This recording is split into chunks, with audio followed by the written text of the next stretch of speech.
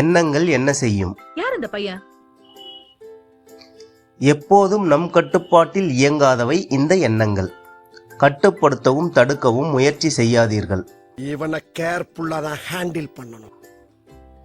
கட்டுப்படுத்த முயன்றால் அதன் வேகம் இன்னும் அதிகரிக்கும். இதன் இயல்பை மட்டும் புரிந்து கொண்டால் வாழ்க்கையில் அதிசயங்கள் நிகழும். My god! ஒரு செயலையோ அல்லது பிரச்சனையையோ தீர்க்க பலவிதமான முயற்சி செய்தும் தீர்வு கிடைக்காத நேரத்தில் மனம் ஸ்தம்பித்து நிற்கும். என்ன பிரச்சனை உனக்கு?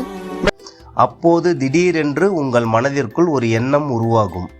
அதுவே அந்த சூழ்நிலைகளுக்கான சரியான தீர்வாகவும் அமையும். கொஞ்சம் யோசனை பண்ணி பாரு. இது போன்ற சூழ்நிலைகளில் தோன்றுவது உங்களின் சிந்தனைகள் அல்ல. இதுதான் எண்ணங்கள் செய்யும் அற்புதம். சூப்பர்.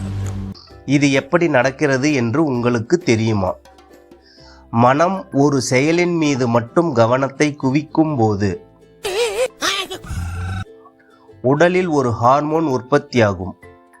இதனுடன் எண்ணம் சேரும்போது கற்பனைக்கு எட்டாத எண்ணம் உருவாகும். அதுவே அந்த சூழ்நிலைக்கு தீர்வாகவும் அமையும். இதன் சக்தி சில நேரங்களில் காலத்தால் மறந்த அல்லது மறைக்கப்பட்ட திறமைகளை நினைவுபடுத்தி ஒருவரை சாதனையாளராக்கும் திறன் படைத்தது. இது நம்ம லிஸ்ட்லயே இல்லையே. அடேங்கப்பா. இது பல நூறு தலைமுறைகளை கடந்தும் கூட ஒருவருக்கு வாழ்க்கை மாற்றத்தை உருவாக்கி தரும் சக்தி படைத்தது. என்னடா சொல்ற? இதன் பொருள் என்னவென்றால், நமக்கு வரும் சில எண்ணங்கள் நம்முடைய அனுபவம் மட்டுமல்ல, நம் முன்னோர்களிடமிருந்து வந்த நினைவுகளையும் செயல்படுத்தும் திறன் கொண்டது என்பதுதான். இவை யாவும் எண்ணத்தின் ஒரு பக்கம் மட்டும்தான்.